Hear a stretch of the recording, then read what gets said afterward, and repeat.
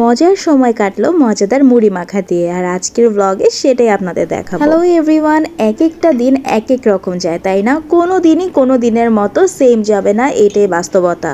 কোনো না কোনো কিছু ভিন্ন তো থেকেই যায়, আর সেই ভিন্নতা দিয়েই কিন্তু নতুন একটা দিনের শুরু থেকে শেষ হয়। আর প্রতিটা দিনের জন্যই প্রথমেই আলহামদুলিল্লাহ বলেই শুরু করব দিনটা। সকালবেলা যেরকম এক রকমের থালা বাটি দিয়ে বেসিন ভরে যায়, প্রত্যেকটা বেলায় কিন্তু সেরকমই হয়। সকালের এই অবস্থা তো, এই যে সকালবেলা যা ছিল সব ক্লিন করে এখন নিজের জন্য নাস্তা নিয়ে বসবো।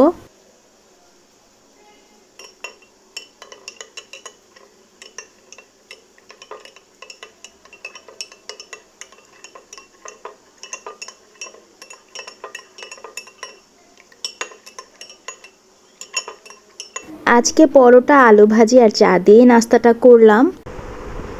দুষ্টু বাচ্চা, দুষ্টু বাচ্চা। মাঝখানে আবার 2 দিন অফ দিবে না বাবা? তাহলে আজকে আমাদের যেতে হবে, ওকে? আবার আজকে ডায়েরিটা জমা দিতে হবে না ম্যামকে? ওকে। জান বাচ্চাকে ঘুম থেকে উঠালাম। সকালবেলা ঘুম থেকে উঠতে তো সবারই অনেক বেশি কষ্ট হয়। আর পর্দা জানালা সব খুলে দিলাম।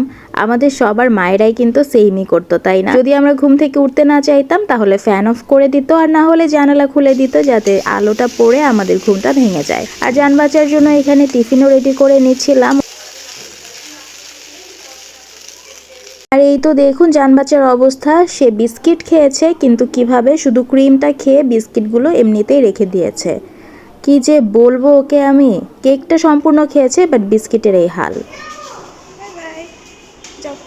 জান বাচ্চাদের ক্লাসে ঢুকিয়ে দিয়ে তারপর তো এখানে আমরা সবাই মিলে একটু নিচে বসি। আর যতক্ষণ পর্যন্ত ওদের ছুটি না হয় আমরা কিন্তু এখানেই বসা থাকি। তাই দেখা যায় মাঝে মাঝে টুকটাক এটা ওটা খাওয়াই হয়। আর আজকে মজাদার মুড়ি মাখার আয়োজন করা হয়েছে। মুড়ি মাখার দায়িত্ব পড়েছে মীরাপুর। আর সেই সাথে কবিতা বলল যে মুড়ি মাখার সাথে যদি লাড্ডু দেওয়া হয় তাহলে নাকি অনেক মজা লাগবে, তাই ও লাড্ডু নিয়ে আসলো। সো মুড়ি মাখার আয়োজন তো শুরু হয়ে গিয়েছে। এখানে কিন্তু কোনো কিছু আনতেই বাদ পড়েনি। পেঁয়াজ, কাঁচামরিচ, টমেটো, লবণ, সরিষার তেল, মুড়ি, চানাচুর সব কিছু আনা হয়ে গিয়েছে এবং এরই মধ্যে মাখানো কিন্তু স্টার্ট হয়ে গিয়েছে। আর এই যে পেঁয়াজ, কাঁচামরিচ আর ধনিয়া পাতা, এখানে কিন্তু আবার সরিষার তেলও অ্যাড করা হয়েছে। আপনাদের জন্য কিন্তু আমি মুড়ি মাখার একটা রেসিপিও দিয়ে দিচ্ছি, তো সবাই আমাকে ধন্যবাদ অবশ্যই জানাবেন। যাই হোক, একটু মজা করলাম। আসলে মুড়ি মাখতে তো আমরা সবাই পারি, কিন্তু এক একজনের মাখানোর স্টাইল এক এক রকম। আর সবার হাতে সব কিছু কিন্তু মজা হয় না, আর সেমও হয় না। আপনি দেখবেন আপনি সেম প্রসেসিংয়েই করবেন, কিন্তু সেটা কিন্তু অনেকটাই ডিফারেন্ট হবে, সেম কখনোই হবে না। সেই যাই হোক, তো এখানে চানাচুর দেওয়া হয়েছে, টমেটো দেওয়া হয়েছে, এবং এই চানাচুর মাখাটা খেতেও যে কি পরিমাণ মজা।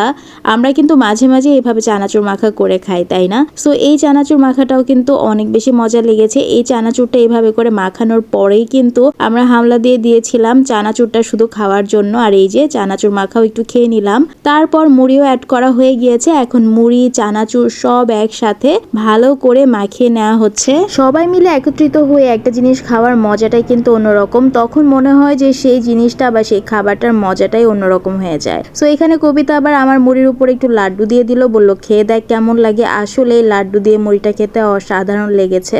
তারপর একটু রং চাও খেয়ে নিলাম। বাসায় এসে ফ্রেশ হয়ে তারপর লাঞ্চ করতেও বসে পড়লাম। বাহিরে অনেক সুন্দর আলো, কিন্তু এই আলো এখন আমার দরকার নেই, তাই পর্দা দিয়ে দিচ্ছি, কারণ এখন একটু রেস্ট নিব। সো এই ছিল আমার মজাদার একটা দিন মজার খাবার দিয়ে। তো অনেক বেশি ভালো লেগেছে, সময়টা ভালো কেটেছে।